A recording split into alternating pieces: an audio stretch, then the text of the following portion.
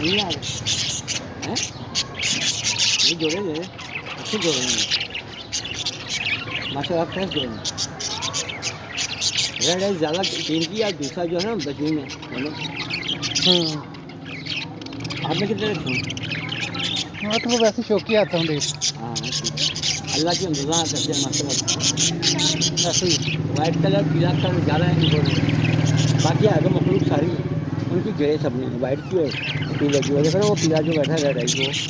ये बोला मेरे पास तो आगे नहीं ये वो नहीं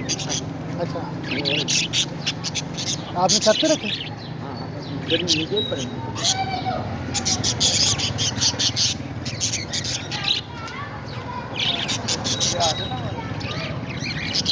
ये अपनी अपनी जेब की ज़्यादा बिल्कुल जेब की ज़्यादा बड़ी बात होता है